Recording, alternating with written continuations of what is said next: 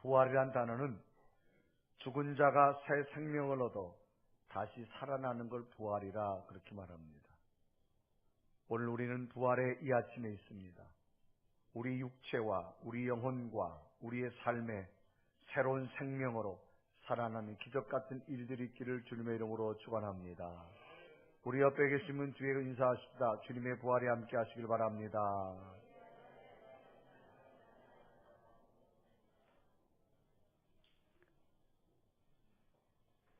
미국 케임브리지 대학에 재직하고 있는 교수님 가운데 콜린 램푸르라고 하는 역사학자가 있습니다. 이분은 새로운 역사관을 제시를 했는데 기존 학설을 뒤엎는 바람에 모든 사람들이 놀라움을 금치 못했습니다. 그동안 대부분의 역사학자들은 유럽 역사 내지 세계 역사를 가르쳐서 무기를 든 전사들의 정복전쟁을 통한 역사다 그렇게 평가를 했습니다. 다시 말해 전쟁의 역사가 세계를 만들었다라고 말합니다. 역사책들을 보면 어느 왕이 싸우고 어느 왕이 망하고 어느 왕이 승리하고 어느 왕이 정복하고 이런 이야기들이 대부분입니다. 그러니까 무기를 든 정복전쟁이 역사를 형성하고 있다라는 개념들로 시작되어졌습니다. 그런데 콜린 역사학자는 그런 개념이 아니었습니다. 역사는 전쟁으로서가 아니라 더 잘 살기를 바라는 평화로운 농민들에 의해서 형성되어졌다라고 하는 주장입니다. 평범한 농민들은 더 잘 살기를 원하여 더 좋은 기름진 땅을 찾아 나서게 되면서 새로운 세계의 역사를 만들었다는 겁니다. 다시 말하면 억세고 강한 군인에 의해서 역사가 이루어진 것이 아니라 평화로운 농민들이 즉 평화를 사랑하는 농민들이 바로 이 착한 사람들에 의해서 역사가 이루어졌다라고 그렇게 역설을 해놓았습니다. 새로운 개념의 역사관을 이야기하지요. 성경은 기록하지요. 온유한 자가 땅을 차지한다라고 말합니다. 승리라고 하는 것은 정복이 아닙니다. 승리라고 하는 것은 남을 죽이고 내가 사는 것이 아니라고 하는 겁니다. 참 승리는 함께 살아가는 것을 말합니다. 승리라고 하는 것은 빼앗고 그리고 빼앗은 후에 허망해하는 그런 것이 아니라 오히려 자신의 것을 주고 구원하고 그리고 기뻐하는 것을 승리라 그렇게 말합니다. 남을 미워하면서 스스로 통쾌하게 여기는 그런 잔인한 승리가 아니라 남을 사랑하고 감사하는 그것이 진정한 삶의 승리인 것을 말합니다. 미워하고 증오하고 시기와 질투, 싸움 오는 곳에는 진정한 승리가 없습니다. 진정한 승리는 사랑하는 가운데 만들어지는 겁니다. 어쩌면 사랑 그 자체가 승리라고 말할 수 있지요. 구원의 승리요 영생의 승리를 의미합니다. 오늘은 2000여 년 전 너무나도 비참하게 너무나도 힘없이 수많은 로마 군인에게 조롱거리가 되어서 너무나 초라한 모습으로 죽음을 맞이한 예수님이 계셨습니다. 그 예수님의 죽음을 모든 사람들이 패배와 절망의 죽음이라고 했습니다. 그러나 예수님은 끝내 사랑의 모습으로 십자가를 지셔서 온 인류를 구원하는 개념으로 돌아가셨지만 예수님의 죽음은 패배가 아니라 부활하시게 되어졌습니다. 그 부활은 누구도 상상할 수 없었습니다. 오늘은 그 부활을 기념하는 이 부활주일에 우리는 하나님 앞에 예배 드리는 겁니다.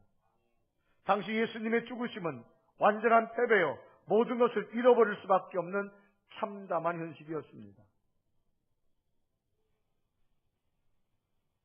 그러나 사랑의 죽음인 예수 그리스도의 죽음은 부활을 만들었습니다. 예수님의 부활은 패배가 아닌 완전한 인류의 승리로 남게 되어졌다고 하는 겁니다. 당시에는 권력과 군인이 진정한 승리자인 것처럼 보였지만 2000년 역사 속에 당시 로마의 권력은 사라져 보이지 않으나 당시 너무나도 약한 패배자인 예수 그리스도의 죽음은 2000년 역사가 지났으나 지금도 주님의 부활을 기념하고 믿는 것은 로마 권력의 최고의 승리가 아니라 사랑하고 섬기고 죽기까지 순종한 예수 그리스도의 모습이 진정한 승리자임을 역사가 증명해 주고 있음을 의미합니다. 오늘은 온 인류의 참된 승리자이신 예수님의 부활을 기념하는 날입니다. 우리들은 어떤 자세로 주님의 부활을 맞이하고 행해야 되는가를 2000년 당시 예수님의 부활을 목격하고 주님 곁에 있었던 사람들의 모습을 보면서 그저 형식적이고 의미 없는 부활절이 아니라 진정 살아계신 예수 그리스도의 부활을 경험하는 부활절이 되어줬으면 좋겠습니다. 오늘 성경 본문을 보면 예수님이 십자가 죽음을 목격한 후에 모두가 절망 가운데 있었습니다. 이때 예수님의 무덤을 찾아간 몇 명의 여인들은 천사들로부터 예수님의 부활 소식을 듣고 놀라지 않을 수 없습니다. 그리고 그 놀라움을 가지고 사도들에게 가서 달려가서 주님의 부활을 알렸는데 사도들은 그 부활의 소식에 불신적인 반응을 보여주고 있는 내용이 오늘 성경에 기록되어 있습니다. 얼마 전까지만 해도 예수님과 함께 생활했던 제자들이 정작 예수님께서 죽은 자 가운데 부활하시자 죽음 후의 부활을 인정하고 받아들이지 못하는 모습을 성경은 소개합니다. 예수님과 함께 생활했던 사도들도 죽음 후의 부활을 못 믿는다면 적어도 2000년이 지난 오늘 우리들의 모습은 어찌 예수님의 부활을 받아들일 수 있겠는가라고 하는 사실입니다. 당시 예수님의 부활 소식은 여러 차례 제자들의 불신에 부딪혔습니다. 그러나 사도들은 천사로부터 예수 그리스도의 부활을 전해 듣고도 이들 자신에게 전해진 여인의 증언을 오히려 이상한 사람들의 거짓 증언으로 외면해버리고 말았습니다. 누가복음 24장 11절에 이르고 하지요. 사도들은 그들의 말이 허탄한 듯 들려 믿지 아니하나 그랬습니다. 이 허탄이란 말은 어리석다, 쓸데없는 말이라 그 말이죠. 이 여인들의 증거가 헛되다라고 말합니다. 이처럼 부활은 인간의 이성으로 상식으로는 받아들여지지 않기 때문입니다. 그런데 오늘 본문을 보면 예수님이 죽음 이후에 최초로 예수님의 부활을 목격하고 믿고 나가서 전하는 담대한 여인들이 소개됨을 보게 됩니다. 이 여인들은 최초로 예수님의 부활의 목격자요 부활을 경험한 사람들입니다. 부활의 증인인들입니다. 그러면 이들은 무엇이 있었기에 예수 그리스도를 최초로 부활을 목격하게 되어졌고 믿게 되어지고 더 나아가서는 그 믿음이 얼마나 컸던지 담대하게 증인하게 되어졌을까, 또 증거하게 되어졌을까. 오늘 이 여인의 모습을 보면서 2000년 후에 맞이하는 이 부활이, 이 여인들이 만났던 참된 부활의 역사가 오늘 저와 여러분도 함께하기를 주님의 이름으로 축원합니다. 이 여인들은 어떻게 해서 부활의 주님을 최초로 만났을까? 첫째는 사모하는 마음이 큰 사람들이었습니다. 오늘 본문은 예수님의 부활의 역사적 사실을 확증하는 천사의 증거와 이 사실을 믿음으로 받아들이는 여인들이 소개됩니다. 이 여인들이 누구일까? 막달라 마리아, 요한나, 야고보의 모친 마리아, 또한 다른 여인들이라고 소개하고 있습니다. 오늘 성경 누가복음 20장 10절에 기록하지요. 이 여자들은 막달라 마리아와 요한나와 야고보의 모친 마리아라. 또 그들과 함께한 다른 여자들도 그것을 사도들에게 알리니라. 여러 무리의 여인들이 있었습니다. 이 여인들은 예수님을 사모한 여인들이었습니다. 사모한다는 말은 마음에 두고 몹시 그리워한다, 그런 의미의 뜻입니다. 예수님을 마음에 두고 몹시 그리워하는 여인들이었습니다. 당시 예수님 주변에 있던 수많은 사람들은 주님의 죽음으로 모든 것이 끝났다 생각하고 모두가 주님 곁을 떠났습니다. 심지어는 주님의 제자들도 무서워서 다 숨었습니다. 특히나 로마 군인들은 예수님의 십자가를 처형한 후에 예수님 주변에 있던 사람들을 색출하기 시작합니다. 그래서 모두가 다 두려워 숨어있는 상태입니다. 이런 상황에 이 여인들은 예수님의 죽음 후에 예수님을 너무나도 마음에 두고 그리워하기 때문에 주님이 돌아가셨지만 주님이 무덤에 있는 곳으로 직접 찾아가게 되어진 겁니다. 시간적으로 이른 새벽에 찾아갔다라고 성경은 기록하지요.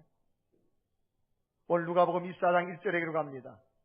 안식 후 첫날 새벽에 이 여자들이 준비한 향품을 가지고 무덤에 가서 그랬습니다.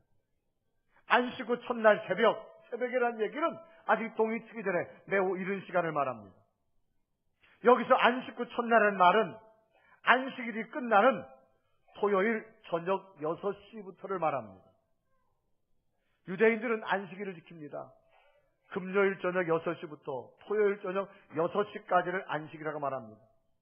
그래서 그들은 관습에 의해서 안식일에는 사람들이 잘 움직이지도 않고 먼 거리를 이동하지 않습니다. 그 안식일이 토요일 저녁 6시까지입니다. 금요일 저녁부터 토요일 저녁 6시까지는 사람들이 많은 곳을 이동하지 않습니다. 그런데 이들이 안식 후 그 다음날 새벽을 말합니다. 그러니까 이 안식 규정대로 그들이 움직이지 않고 이제 새로운 토요일 그 다음날, 오늘날만 일요일이죠. 일요일 다음날 새로운 날이 시작되는 첫날, 아직 동이 트기 전에 이들은 예수님이 안치되어 있는 무덤으로 찾아가게 됩니다. 주님의 그리움에 대한 얼마나 컸던지 안식일이 끝나자마자 그 밤을 기다렸다가 새벽에 동이 트기 전에 주님 있는 시신으로 이 여인들이 온 겁니다. 그것도 살아계신 주님을 만나러 온 것이 아니라 주님은 죽으셨습니다. 지금 동굴 속에 안치되어 있습니다. 만약 예수님이 시신 있는 동굴을 찾아왔다가 로마 군인들의 발각되면 자신들에게 어떤 불이익이 올지도 모릅니다. 그럼에도 불구하고 주님에 대한 사모함이 너무 크기에 안식 후 첫날 새벽에 주님의 무덤으로 찾아왔다가 부활하신 주님을 만나게 되어집니다. 두려운 마음으로 왔는데 주님의 부활은 너무나도 큰 감격과 환희와 큰 기쁨이 되어졌습니다. 부활의 주님은 사모하는 마음이 있는 자들에게 임할 줄로 믿습니다. 오늘 성경은 안식 후 첫날이라 그랬습니다.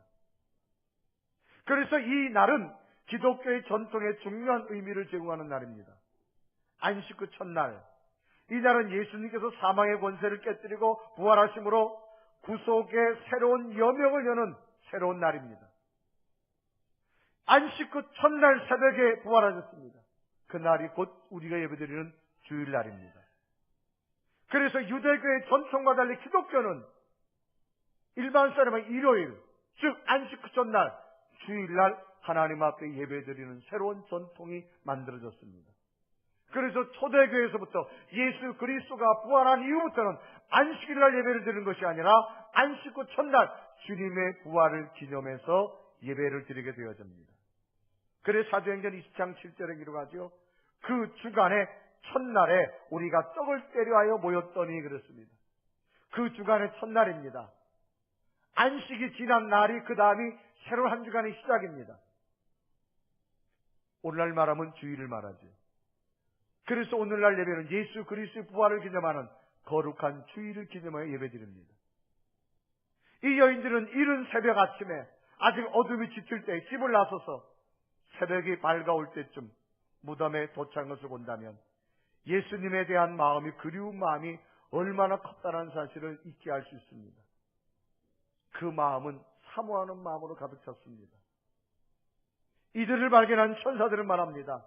너희들이 찾는 주님께서는 부활하셨다라고 증거하고 최초의 부활 소식을 듣게 됩니다. 오늘 누가복음 24장 5절 6절에 이르가지요.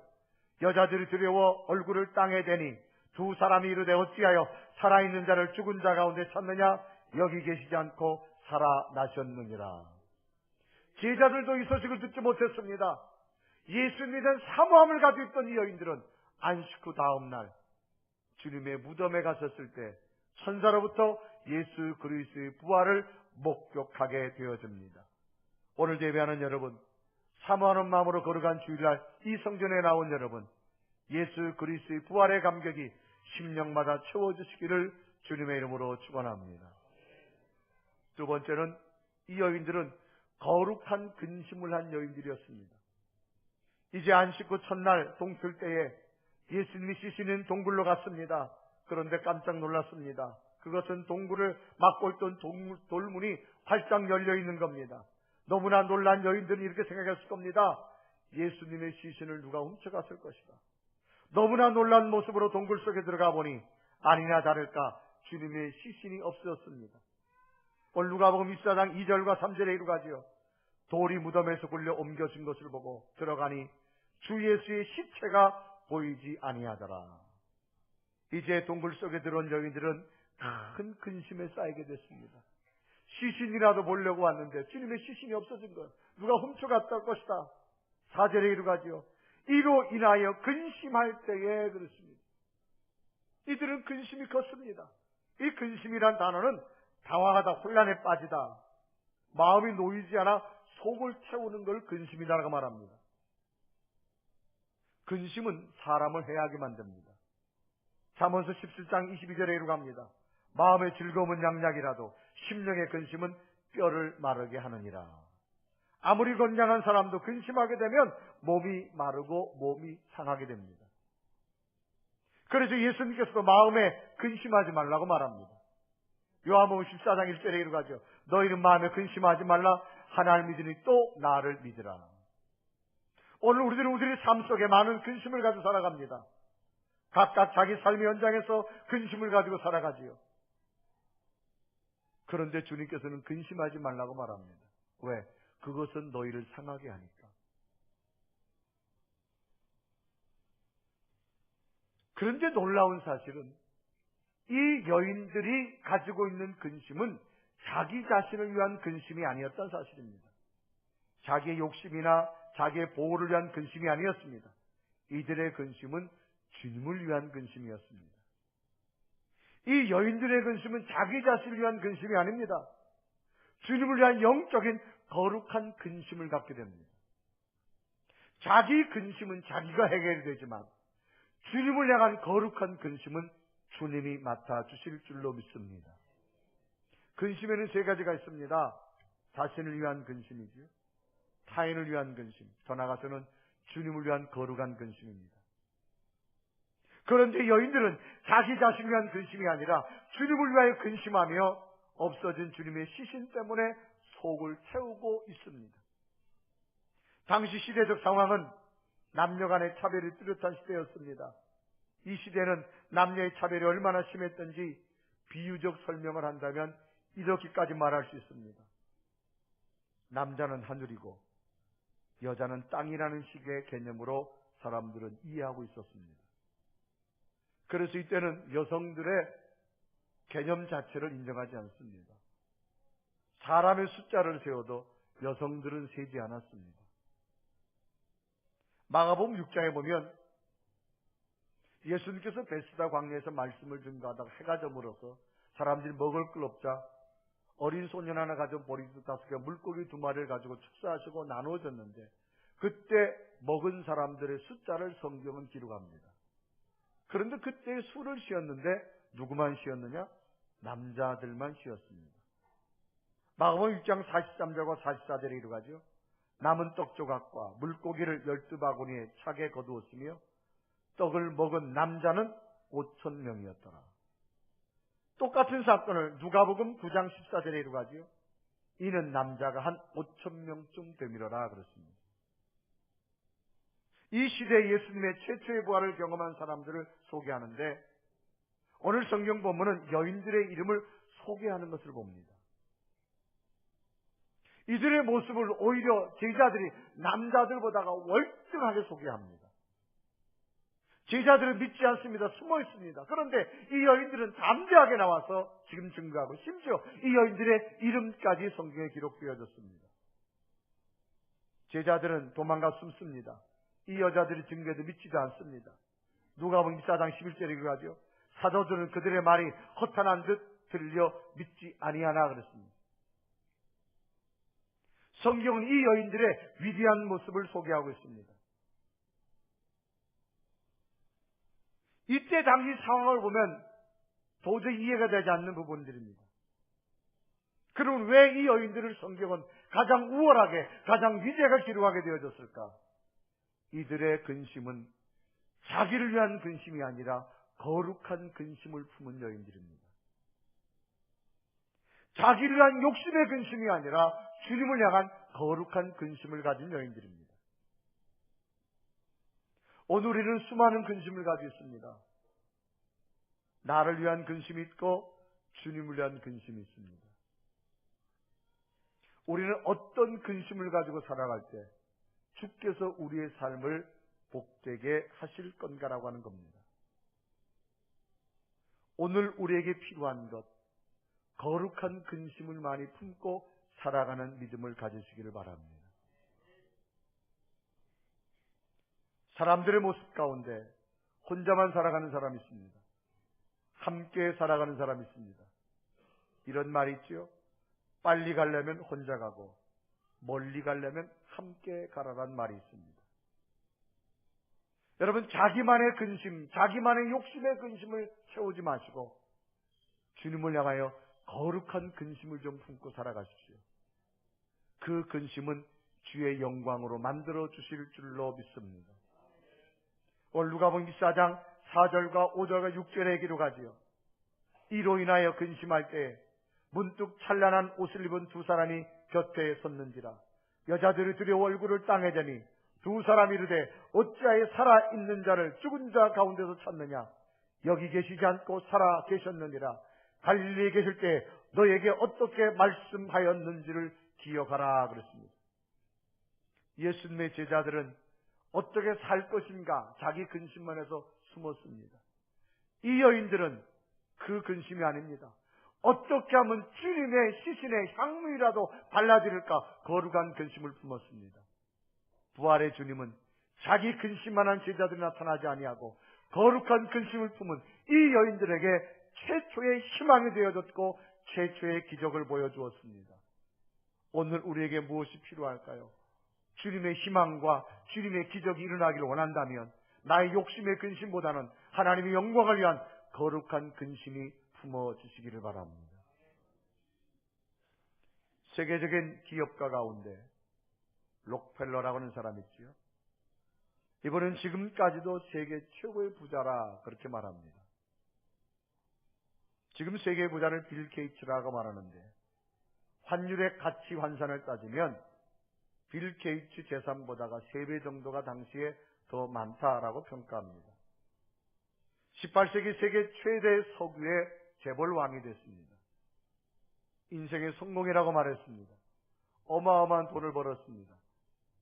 그런데 나이 55세가 되어졌을 때 어마어마한 돈을 가졌지만 이 사람에게도 어김없이 절망이 찾아왔습니다. 그것은 육체의 질병입니다. 머리가 빠지기 시작하며 잠을 자지 못하며 너무나 고통스러운 삶을 지냅니다. 그러나 병원을 갔을 때 당시 의학으로 도저히 고칠 수 없는 질병이라고 말합니다. 당신의 생명은 얼마 남지 않았다는 사형 언도를 받습니다. 지금까지 돈 버는데 정신이 없었는데 정작 죽음이라는 단어가 내게 왔을 때 너무나 허무해졌습니다. 그러다가 문득 병원에 걸려있는 액자 하나를 보는데 성경 구절이 있습니다. 그 내용은 이런 거였습니다. 받는 자보다 주는 자가 복이 있다 라고 한 성경 구절을 읽습니다. 그 구절이 자기 가슴에 들어오면서 자기 생애를 되돌아보기 시작합니다. 나는 어떠한 인생을 살았는가. 55세 나이에 죽음이 내게 다가왔는데 받는 자보다 주는 자가 복이 있다. 이 말씀이 가슴에 팍 차가웁니다. 그때 그는 새로운 결심을 하지요. 하나님, 이제부터는 제가 성경 말씀대로 받는 자보다 주는 자의 삶을 살겠습니다. 거기서 회심을 하고 새로운 결단을 합니다. 그리고 그런 삶을 살기를 노력을 했습니다. 근데 놀라운 일이 생겼습니다. 55세로 생명을 마감해야 되는데 90이 넘는 나이까지 살아갔습니다. 그는 나머지의 삶을 하나님이 인도해 주셨다고 고백합니다.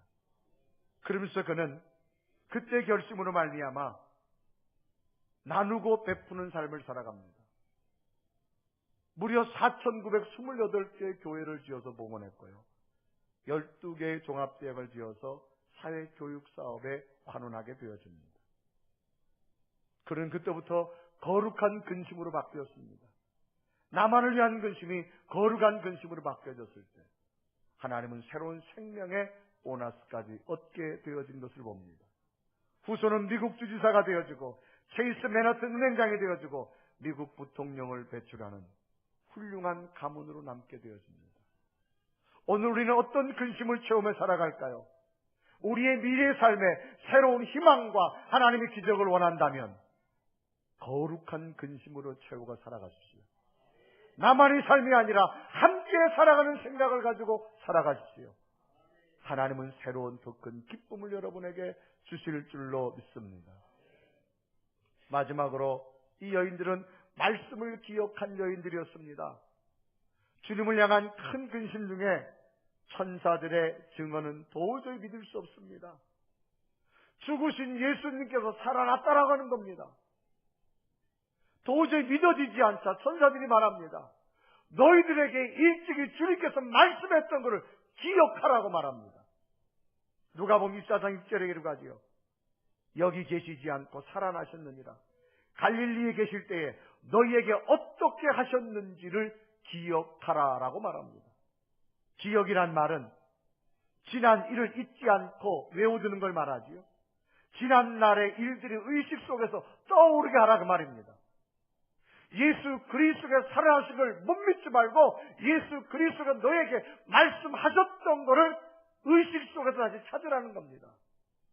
그리고 믿기를 권면하고 있습니다. 그래서 여인들은 예전에 자신들에게 말씀하셨던 주님의 말씀을 기억하자. 예전에 주님께서 죽으셨다가 3일 만에 부활하신다는 말씀이 기억났습니다. 그래서 믿어지기 시작했습니다.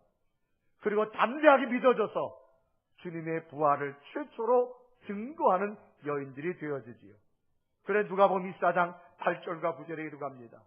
그들이 예수의 말씀을 기억하고 무덤에 돌아가 이 모든 것을 11사도와 다른 모든 이에게 알리니라고 기록합니다.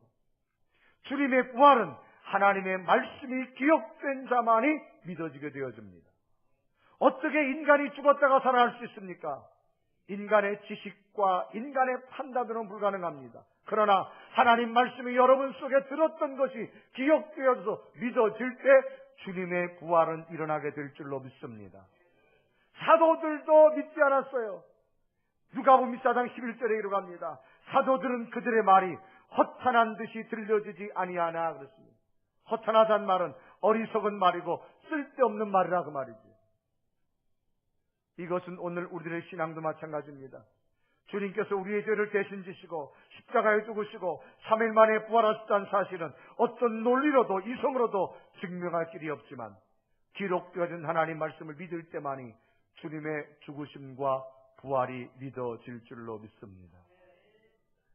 예수 그리스도의 탄생과 예수 그리스도의 죽으심과 예수 그리스도의 부활을 예수님이 태어나기 전에 600년 전 이사야 선지자가 말씀했습니다. 이사야서 53장 5절 6절에 이르고 하지요. 그가 찔림은 우리의 허물 때문이요 그가 상함은 우리의 죄악 때문이라. 그가 징계를 받음으로 우리는 평화를 누리고 그가 채찍에 맞음으로 우리는 나음을 받았도다.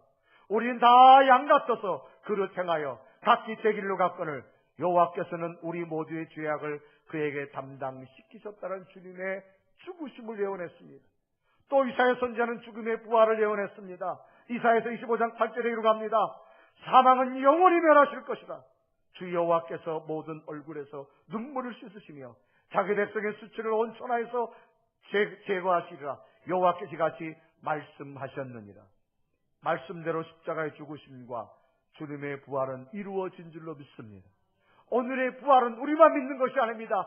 전 세계 모든 사람들이 이 부활의 아침에 주님의 부활을 믿게 되어집니다. 논리로 믿지 마시고 기록된 말씀으로 부활을 믿을 수 있는 믿음까지 되기를 축원합니다. 하나님 말씀은 우리들의 삶의 근본되는 매뉴얼과도 같습니다. 매뉴얼은 안내서라 그렇게 말할 수 있죠. 이 말씀 속에는 인간의 출생에서부터 죽음 이후의 삶이 모두가 다 기록되어야 되기 때문입니다. 요즘 우리나라는 큰 사고로 온 국민들의 마음을 애타게 하고 있습니다. 진도 앞바다의 세월호의 침몰 사건은 실종자 구조, 부모들, 온 국민의 가슴 속에 슬픔을 던져주고 있습니다. 사고의 원인, 사고 후의 올바른 대처의 부족들 모두가 안타깝게 생각합니다. 선장이 가져야 할 매뉴얼, 선원들의 매뉴얼, 운항의 기본적인 매뉴얼을 잃어버렸기 때문에 나타나는 사고입니다. 마지막까지 책임져야 할 선장은 본인만 살자고 제일 먼저 배와 승객을 뒤로하고 탈출하게 되어졌습니다. 선장의 기본적인 매뉴얼을 버렸기 때문이지요. 선원들 또한 기본적인 매뉴얼을 버렸습니다. 그 매뉴얼을 버려서 온 국민들을 슬프게 하고 있는 현실입니다. 그런데 똑같은 지구촌에서도 절망에서 희망을 품은 사건이 있습니다. 2010년 10월 14일 칠레에서 기적 같은 일들이 납니다. 지하 700m 갱그 매몰되었던 33명의 칠레 광부들 69일간의 사투 속에 구출되는 기적적인 사건이 세계인들에게 소개되어졌습니다. 하나하나 구출되는 장면을 보면서 세계인들 모두가 다 기뻐했습니다. 이들 33명 가운데 맨 마지막으로 구출될 사람은 작업반장이자 매몰된 광부들의 리더였던 루이스 우르수아라고 하는 사람입니다. 당신이 왜 마지막에 구출되어졌냐라고 말하자 그는 구출된 것이, 자기가 마지막에 구출된 것이 당연하다고 말합니다. 그는 이렇게 말하지요. 침몰하는 배에서 선장이 최후에 탈출하는 것과 마찬가지라고 말합니다. 자신이 구조 캡슐 피닉스를 타고 마지막으로 지상에 올라온 것은 나의 당연한 의무입니다 라고 말을 했습니다. 당시 구출 작전에는 광산기술자, 구조 전문가, 미 항공우주 나사의 첨단 기술이 동원되어졌습니다. 약 70만 톤의 암석에 짓눌려 있던 33명의 광부들에게는 살 수 있는 희망은 전혀 없었습니다.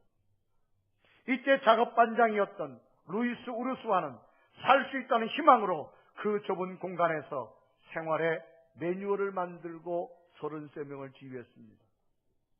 첫째는 지하에서 식량 분배 매뉴얼을 만들었습니다. 누구나 예외 없이 2스푼의 참치와 쿠키 반 조각, 우유 반 컵을 가지고 48시간을 먹어야 됩니다. 누구도 예외가 없습니다. 우유 반 컵, 쿠키 반 조각, 참치 2스푼. 겨우 생명만 유지하는 겁니다. 18일 만에 지상과 연락이 통한 후에 음식이 내려왔습니다. 음식이 왔을 때도 무리한 음식을 자제했습니다. 그것은 유일한 탈출구인 캡슐에 자기 몸을 맞춰야 하기 때문입니다. 작업 공간, 취침 공간, 위생 공간을 따로 구분해 놓았습니다. 사람은 절망하면 인간의 모습을 잃어버립니다. 그래서 우리는 인간이다, 마지막까지 살아야 된다 이 말을 가지고 작업할 수 있는 공간, 취침할 수 있는 공간, 위석적인 공간을 분리해서 그 어둠 속에서 살아갔습니다. 또한 재능에 맞게 역할 분담을 합니다. 의료의 기술이 있는 사람은 아픈 사람을 돌봅니다. 오락을 담당하는 사람은 사람들이 절망하고 좌절하지 않도록 웃기기도 하고 희망을 주기도 하고 분위기를 전환합니다. 글쓰기를 잘하는 사람은 모든 걸 매 시간 하나하나 기록하게 만들었습니다. 그리고 모두가 지쳐있을 때 3계조로 나누어서 불침번을 세웠습니다. 잠깐이라도 잠을 자지 말라고. 이 매뉴얼은 지하 700m 깜깜한 곳에서 69일간을 지탱할 수 있는 힘이 되어졌습니다. 한 사람의 지도자가 만든 매뉴얼은 죽음에서 살아날 수 있는 기적의 순간을 만들었습니다. 오늘 우리의 삶의 매뉴얼이 무엇이 되어야 할까요? 그것은 하나님의 말씀입니다. 인간의 출생에서부터 죽음 이후의 삶을 소개하는 하나님의 말씀만이 오늘 우리의 삶의 매뉴얼이 된다면 어떤 절망도 어떤 좌절도 새로운 기적을 만들게 될 줄로 믿습니다. 하나님의 매뉴얼은 예수 그리스도의 죽으심과 예수 그리스도의 부활을 기적으로 만드셨기 때문입니다. 그러면 오늘 우리도 부활을 믿고 하나님의 말씀 매뉴얼을 붙든다면 이 역사는 저와 여러분에게 주실 줄로 믿습니다. 하나님 말씀은 늘 우리에게 경고합니다. 우리에게 늘 들려줍니다.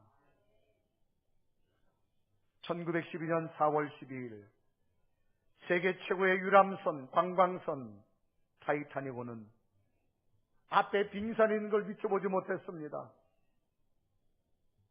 거대한 비극으로 1517명의 사상자를 내고 타이타닉호는 물속에 잠기고 말았지요. 조금만 방심하면 우리는 어떤 삶의 모습으로 살아갈 수밖에 없는 것이 우리 인간들의 모습입니다. 나는 어떤 메뉴를 붙들고 살아갈까요? 하나님의 말씀의 메뉴를 붙들고 살아가시기를 바랍니다. 세계적인 문학가가 있습니다. 톨스토이라는 사람이지요. 1899년에 작품을 발표했는데 부활이라는 작품을 발표했습니다. 이 작품은 자기 법률가 친구로부터 들은 실화를 배경으로 쓴 소설이 부활이라는 작품입니다. 여기에는 귀족 청년이 등장합니다. 네플류도프라고 하는 청년입니다. 그런데 그 집에 카츄샤라고 하는 하녀 하나가 있습니다. 이 귀족 청년은 이 하녀를 유혹을 해서 임신을 시키고 그 여자를 결국 쫓아내버립니다. 이 하녀는 임신한 후에 쫓겨나서 이리저리 방황하면서 이유말할 수 없는 피눈물 나는 고생을 하면서 살아갑니다. 급기야 이 여인은 몸을 파는 여인이 되고 맙니다. 그러다가 자기를 너무나 괴롭히던 한 남자를 죽이는 일을 겪습니다. 살인자가 되어져서 법정에 서게 되지요. 그런데 자기에게 임신을 시켰던 귀족의 아들 네플류도프는 그동안 법률 공부나 해서 판사가 되어집니다.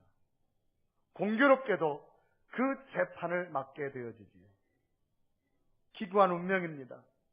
자기가 한때 불장난해서 그렇게 만든 여자가 지금 살인죄를 저지르고 자기의 판결을 기다리고 있습니다. 지금 살인범이 자기가 예전에 불장난해서 건드렸던 하녀의 여인인 걸 이 판사는 알게 됩니다. 양심의 가책을 느낍니다. 차마 그 여자에게 사형을 내릴 수가 없었습니다. 사형 대신에 시베리아 먼 땅으로 유배 생활의 명령을 내립니다.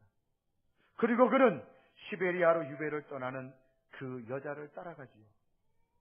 시베리아로 가는 길에 한 조그만 방에서 이 사람은 너무나 괴로움을 갖고 있다가 그 방에 던져진 성경을 읽기 시작합니다. 성경을 읽다가 부활하신 주님을 만납니다. 자기의 죄를 다 고백합니다. 자기의 잘못을 고백합니다. 너무나 괴로웠던 자기 마음속에 평안이 찾아옵니다. 생애 처음으로 평안이라는 걸 얻게 되어집니다. 부활하신 주님을 만난 후에 이 젊은 청년은 이제 방탕한 삶에서 벗어나서 새로운 희망을 가지고 살아가는데 이제는 권력자가 아니라 남을 돕는 자의 삶의 모습으로 마지막 삶을 살아가는 이야기로서 소설을 마감하게 되어집니다. 오늘도 부활에 찾아오신 우리의 주님, 말씀을 믿으시고 마음으로 믿으시고 부활의 능력이 여러분에게도 있기를 주님의 이름으로 소망합니다. 전 세계 사람들이 믿는 부활, 왜 나는 못 믿을까요? 다시금 말씀의 매뉴얼을 붙드십시오. 말씀을 가슴에 새기시고 듣고 믿으십시오. 부활의 역사가 여러분에게 믿어질 줄로 믿습니다. 이 부활절 아침 부활의 승리가 다시금 말씀이 살아 움직여서 여러분 속에 새로운 매뉴얼로 앞으로 펼쳐질 미래의 희망과 기적이 되기를 주님의 이름으로 축원합니다. 축원합니다.